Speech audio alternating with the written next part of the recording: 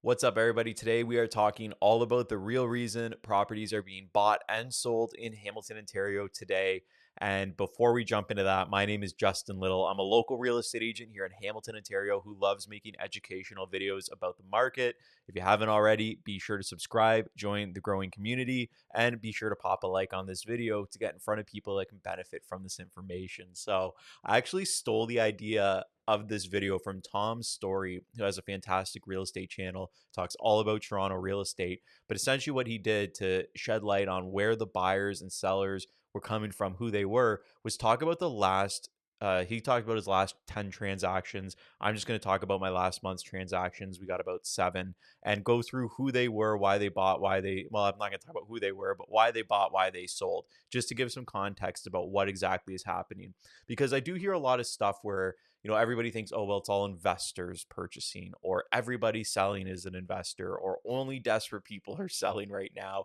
I hear all kinds of crazy things. So I figured let's go through and talk about the actual cases. So one of the first sales that I did last month was a client that is downsizing. So this client is getting up there towards the end of her career, and she's looking at downsizing and going into something to rent. So what happened was we listed the house and we sold it. So that was her reason for selling, was to downsize. And oddly enough, she actually didn't purchase, but she went into a rental situation, which I do actually see pretty commonly with downsizers these days. Because if you do find yourself in the boat that you're looking to downsize, it's actually financially more of a side move these days, especially if you're going from a two-story house into a bungalow. Bungalows actually command quite a bit of a premium right now because there just wasn't a lot of them built over the last 2 decades, and everybody is looking for them now. So they are a commodity. Next, we'll move on. I did have somebody that bought and sold, and they're actually moving out of town. They're staying in province, but they're moving a little further east past Toronto area. And that was their reason. It was for relocation, for actually a cheaper living situation. So they sold here for a great price, and they purchased out there for much cheaper. They could get a bigger house, a newer house, nice property, everything that fit their boxes. So we are seeing people, and we did see this commonly throughout the pandemic when the market was going nuts. We saw that people were selling here because you could fetch quite a bit of money for your property and then moving to a different city where it's more affordable. And this is becoming more and more common. I actually have clients right now that are looking to buy just outside of the Brantford area, and we're selling their place here. And for what they're selling for versus what they're going to be able to buy out there, it's going to be a dramatic difference.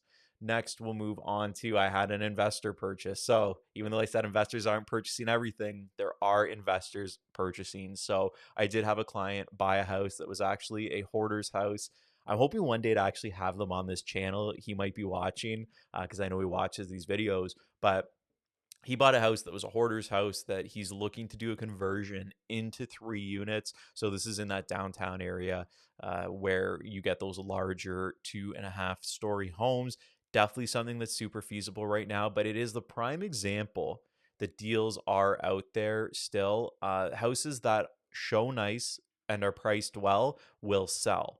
Houses that don't show very well, or they have some sort of deficiency in them, they tend to sit and they can really get, I don't want to say beat up on the price, but price does tend to come down because people in general don't want to spend as much money, from what I'm seeing, as they did because of the high payments that you have with the higher interest rates. Your payments are higher to get into the market. The down payments are higher. So people don't have that disposable sort of income that they did when things were going nuts. You get a low interest rate. Your payments are going to be cheaper every month. You have a little more money allocated towards doing renovations. Now I'm finding a lot of people want stuff that's turnkey, which actually shifts into the next deal. I had a purchaser, and this was a downsizer. Financially, it wasn't much of a downsize. It was more of a side move. Like I mentioned, they went from a larger 2 story home and they bought a bungalow that was actually completely renovated bungalow, which is, again, turnkey situation. But yeah, 2 of my last deals were downsizers. So that seems to be, the thing that I mentioned. It was more of a side move than a downsize, which is something we're seeing, but it is definitely possible to get into a bungalow. One thing though, we were looking for a long time to find a property that sort of matched the criteria. There aren't a ton of beautiful bungalows out there that are priced reasonably. Like the ones that are very, very expensive. And if your house, your two-story house, you haven't upgraded it or kept up with it over the years, it might be difficult to make that transition into something that's a little more turnkey.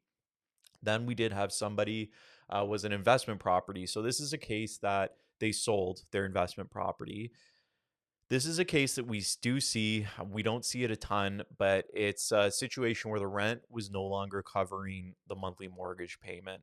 So because of this, they decided to sell, and I don't blame them. I'm in a situation now where my property, one of the ones, is cash flow negative. And it makes it tough to carry it every month when you're paying out of pocket on it, right? And I guess there's a bunch of different factors. I think if you can continue to move forward, it's probably a good idea to just hang on to the property. But there are situations that, you just got to let it go, because if you're on the variable and you can't afford it, if your house is on variable as well, all your payments are going up across the board. This is definitely something that you might have to do. So this was an investor that sold an investment property because of the interest rates. And now let's move on to the last deal that I did last month. And that one was a first time home buyer. Now they purchased, which is great because there still is room for first time home buyers out there. Now, what these people did was they bought in Brantford, which is one of the areas that we do deals in.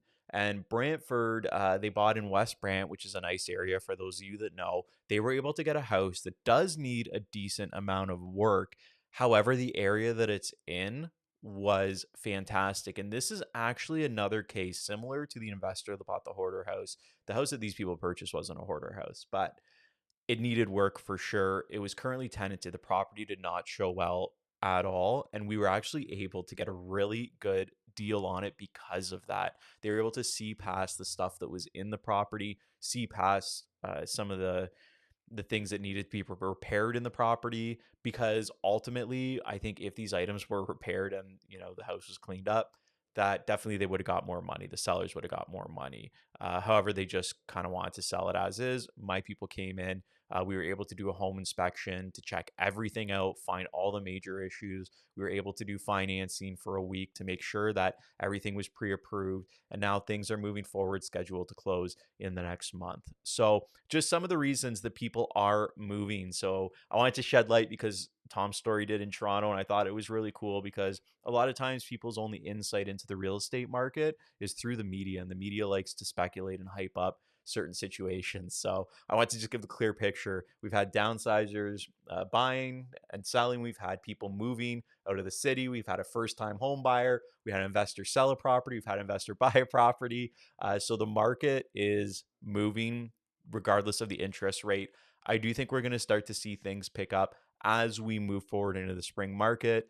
We have April 10th is the next announcement. We're April 8th at the time of filming this video. So it's likely that rate is going to stay the same.